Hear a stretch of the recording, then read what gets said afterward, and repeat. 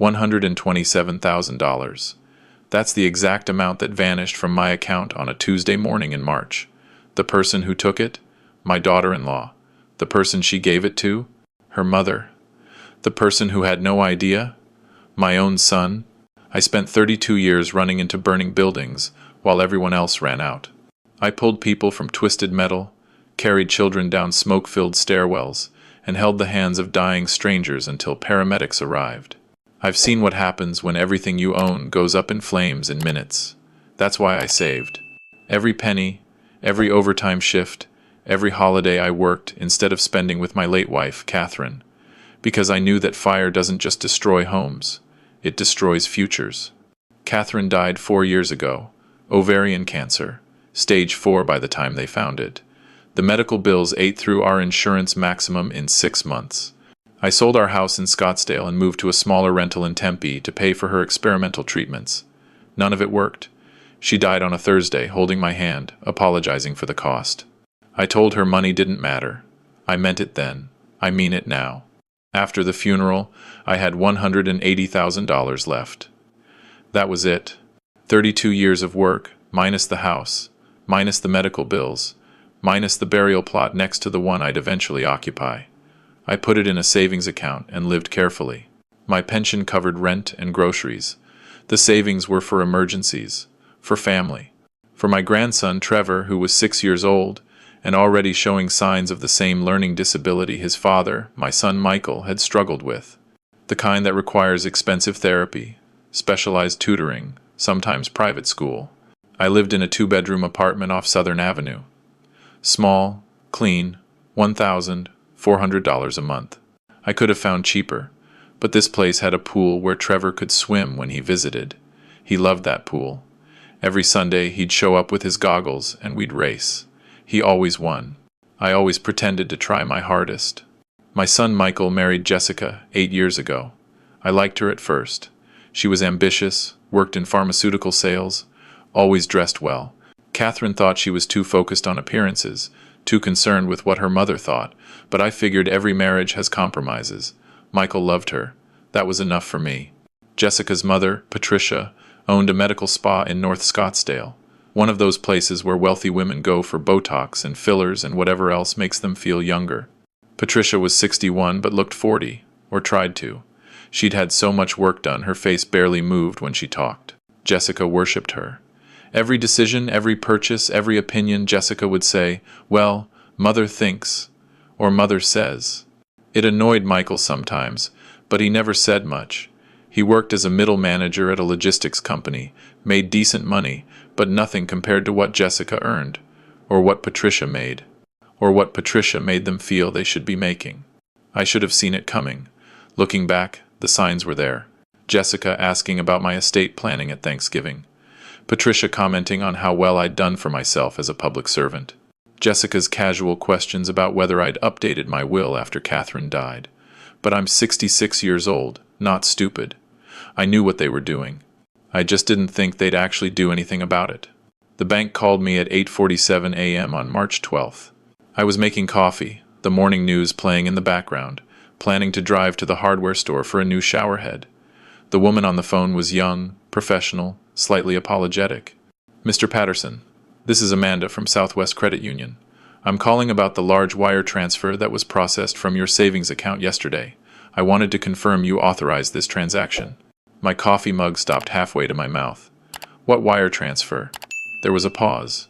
A keyboard clicking. A wire transfer for $127,000 to Desert Rose Medical Aesthetics. It was processed at 3:17 p.m. yesterday, using online banking. You didn't authorize this? The room tilted. I sat down hard on the kitchen chair. $127,000? Yesterday? I didn't authorize anything. More keyboard clicks. Her voice changed, became more careful. "Mr. Patterson, I'm looking at the transaction details now. The transfer was initiated using valid login credentials and approved with your security question answers. I'm going to transfer you to our fraud department. Please stay on the line." 40 minutes later, I was in my car driving to the bank, my hands shaking on the steering wheel. The fraud department had confirmed it. Someone had accessed my account online, answered my security questions correctly, and wired $127,000 to a business account belonging to Patricia's medical spa. The transaction couldn't be reversed. Wire transfers are final. I had $53,000 left. Everything else was gone. The bank manager, a man named Robert with tired eyes and a cheap suit, walked me through what they'd found. The online banking session had been initiated from an IP address in North Scottsdale. The security questions, my mother's maiden name, my first pet's name, the street I grew up on, had all been answered correctly. Mr. Patterson, I have to ask, did you give anyone access to this information? A family member, perhaps? I thought about Jessica sitting at my kitchen table last Thanksgiving, asking me about my childhood while Patricia nodded approvingly. Tell us about growing up in Ohio, Edward. What was your street called? I love hearing these old stories. I thought about Trevor's birthday party 2 months ago when Jessica had been fascinated by the photo albums. Oh, what was your first dog's name? That's so sweet. I looked at Robert. Yes, I think I did. I called Michael from the parking lot. My hands were still shaking. He answered on the third ring, slightly distracted. Hey, Dad, what's up? I'm in a meeting. I need you to come to my apartment. Right now, it's about Jessica. Silence. Then carefully, what about Jessica? She stole $127,000 from me. I need you to come home. I heard him stand up, heard a door close. His voice dropped. Dad, what are you talking about? Jessica wouldn't. She did. Yesterday. Wire transfer to your mother-in-law's business account.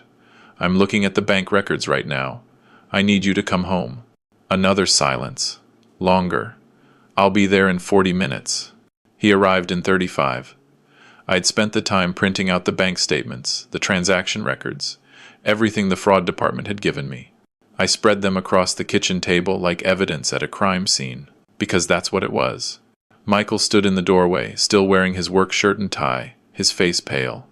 He looked at the papers, then at me. There has to be an explanation. The explanation is that your wife stole my life savings and gave it to her mother. He moved to the table, picked up the transaction record. I watched his eyes scan the details. The date, the amount, the recipient. His jaw tightened. Desert Rose Medical Aesthetics. That's Patricia's business. I know. This doesn't make sense. Jessica makes good money. Why would she? Call her. He pulled out his phone. His hands weren't quite steady. He dialed, put it on speaker. Jessica answered immediately, bright and cheerful. Hey, babe, what's up? Where are you? A pause. At work. Why? Can you come to my dad's apartment? Right now? Her voice changed, became cautious. Is everything okay? Is Edward all right? Michael looked at me.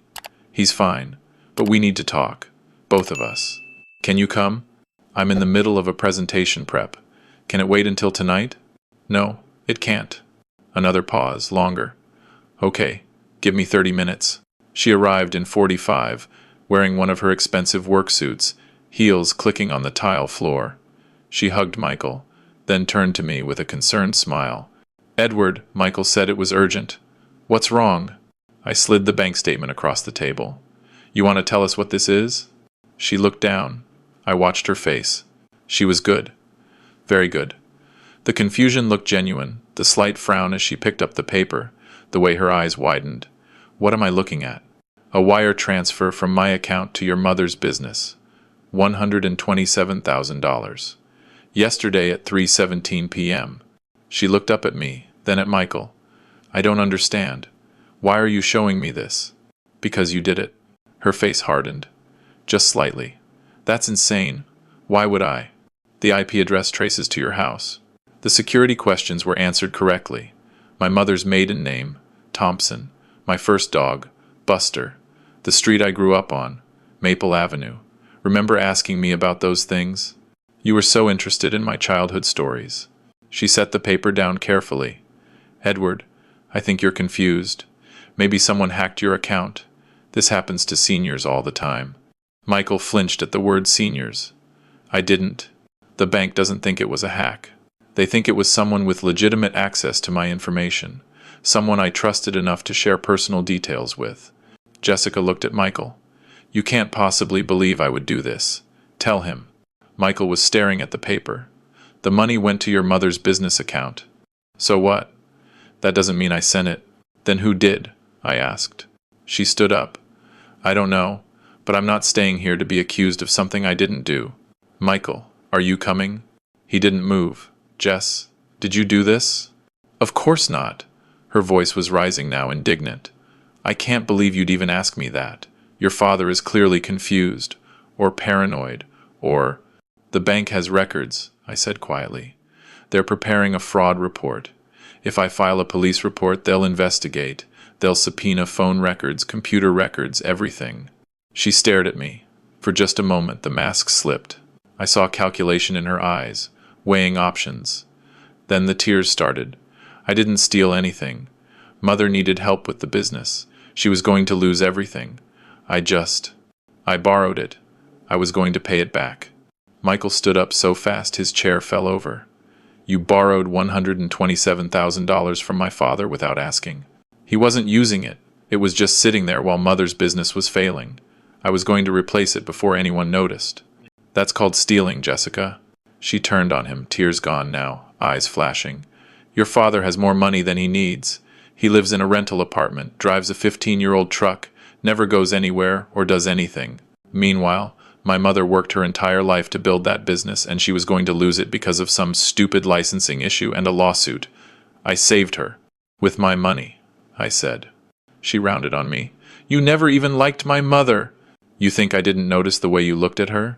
The comments about her business, her appearance? This money meant nothing to you and everything to her. It was for Trevor. She stopped. What? The money. It was for Trevor. His therapy, his tutoring, eventually college. That's what I was saving it for. Trevor is fine. He has a learning disability, like Michael did. The same one that took years of expensive therapy to manage. I know because I paid for it. For 30 years of Michael's childhood, I paid for every session, every specialist, every special program. That money was so I could do the same for Trevor. Michael sat down slowly. Dad, you never said? You didn't need to know. It was my job. That's what grandfathers do, or did, until your wife stole it.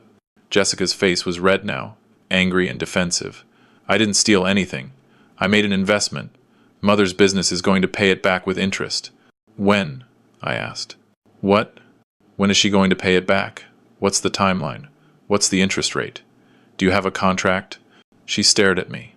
You don't, do you? Because this wasn't an investment. It was a gift. Your mother's business was failing, and you gave her my life savings to save it. Without asking. Without telling anyone. You just took it. Michael, are you going to let him talk to me like this? Michael was staring at his hands. You need to give it back. It's not that simple. The money is already allocated.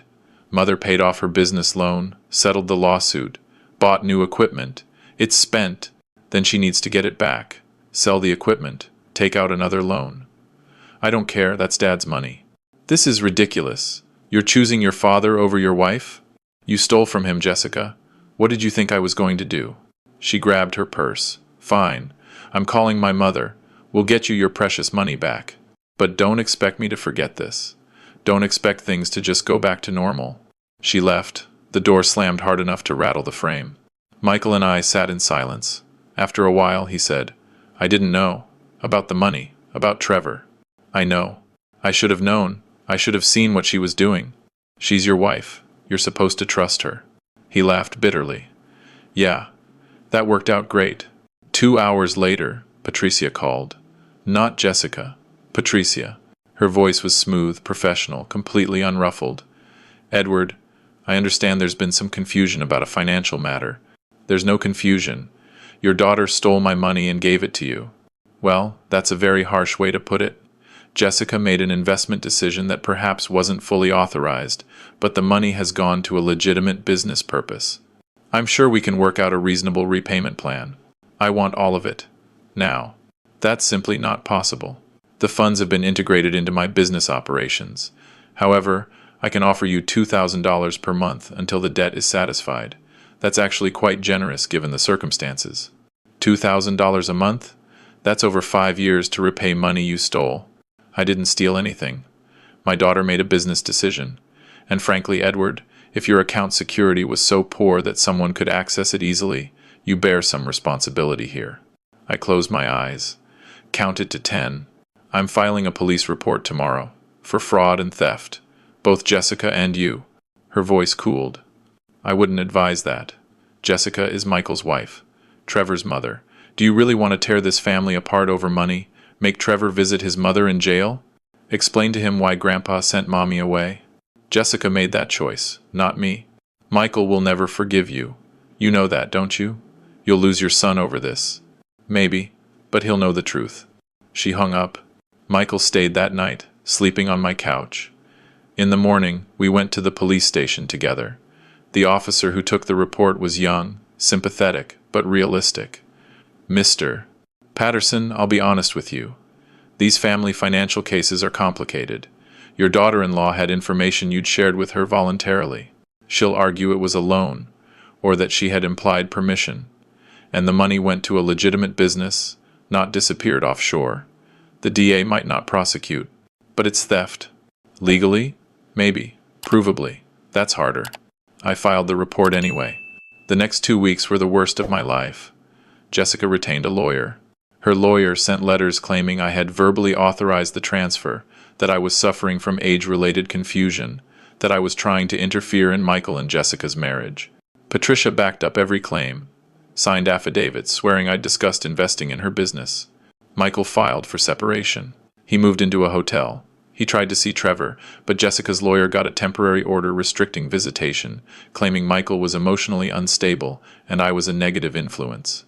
Michael could see his son for 2 hours every Sunday at a supervised visitation center. The family chose sides. Jessica's sister called me a bitter old man trying to destroy a marriage. My brother, Trevor's other grandfather, told me I should have just let it go. It's family, Ed. You work these things out. My cousin sided with Patricia, saying I was being unreasonable, demanding immediate repayment. Only Michael stood by me, and it was destroying him. I watched him age 5 years in 2 weeks. He lost weight. He stopped shaving regularly. He'd call me at 2 a.m., unable to sleep, asking if he'd made the right choice. Maybe I should just tell them you're dropping it. Maybe we can all move on.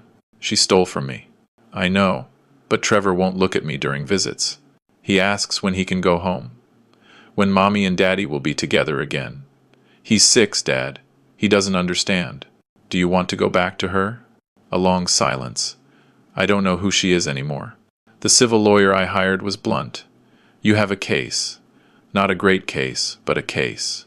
We can sue for return of funds, argue fraud, or breach of fiduciary duty, since she had access to your personal information in a trusted family capacity.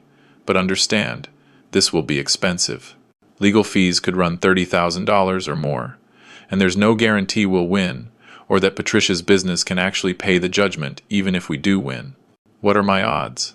50-50, maybe 60-40 if the judge is sympathetic to elder financial abuse. But that's before appeals, before Patricia potentially declares bankruptcy, before all the ways this can drag out. You could win and still never see that money again. I thought about Trevor, about Michael, about Catherine dying while apologizing for costing too much. File the lawsuit. We went to mediation first, court-ordered. Jessica, Patricia, their lawyers, me, Michael, and my lawyer sat in a conference room with a mediator who looked tired before we even started. Patricia led off, smooth and confident. We're willing to offer a settlement of $60,000, paid over 4 years. That's more than fair, given that Edward essentially made a gift to family. My lawyer shook his head. That's less than half the stolen amount, spread over 4 years with no interest. We're counter-offering full repayment, $127,000, within 60 days, or we proceed to trial. Jessica's lawyer leaned forward. My client maintains she had authorization for this transaction. She's willing to settle purely to avoid family conflict. But if Mr. Patterson insists on full repayment, we'll fight this at trial and present evidence of his diminished capacity and verbal authorization. I never authorized anything. Patricia smiled at me. The kind of smile you give a confused child. Edward, you told Jessica at Christmas that you wanted to help family businesses succeed. You said you admired entrepreneurs. She was following your wishes. That's not authorization to steal my savings. It's not stealing when it's family helping family. The mediation lasted 4 hours and resolved nothing. We were going to trial. Michael came to my apartment that night, He looked worse than I'd ever seen him. Dad, I need you to consider something. I'm not dropping this. Just listen. Please. He sat down heavily. Trevor asked me today why you hate Mommy. He's 6 years old and he thinks his grandfather hates his mother.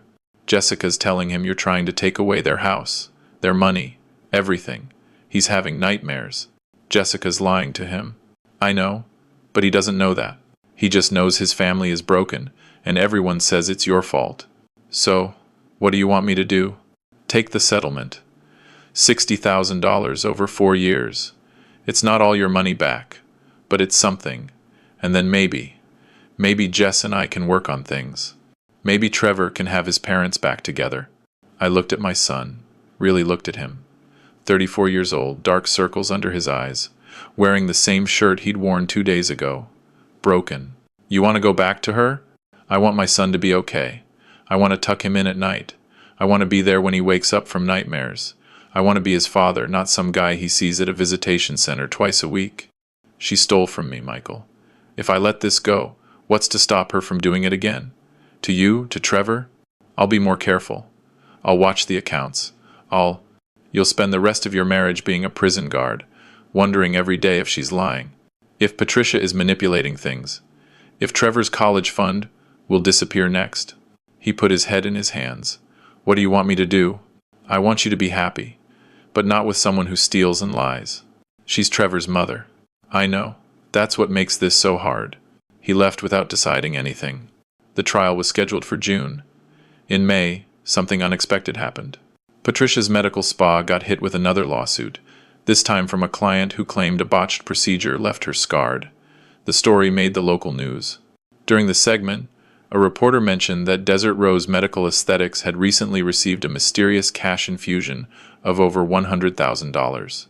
They asked where that money came from. Patricia gave an interview claiming it was an investment from family members.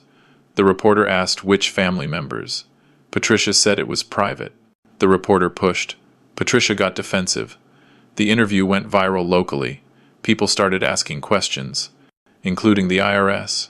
Turns out Patricia hadn't reported the $127,000 as income or as a loan. She'd just deposited it, which created tax problems, which led to audits, which revealed other financial irregularities in her business. Suddenly, Patricia had bigger problems than my lawsuit. Jessica called Michael in tears. The IRS was seizing her mother's assets. The business was going under. They might lose Patricia's house. Could he help? Could he ask me to drop the lawsuit so they could focus on the IRS problem? Michael said no. That night, he called me. I filed for divorce, full custody of Trevor. I cited the theft as evidence of poor judgment and financial irresponsibility.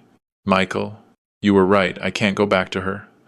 I can't let Trevor grow up thinking it's okay to steal from family. I can't be that father. I'm sorry. Don't be. You're the one who taught me right from wrong. I should have remembered that sooner. The civil trial happened in August. By then, Patricia's medical spa was closed. The IRS had seized most of her assets. She declared bankruptcy. My lawyer argued that since the money had gone to Patricia's now-defunct business, and since Jessica had facilitated the transfer, both were liable for repayment. The judge, a woman in her 50s with gray hair and sharp eyes, listened to everything.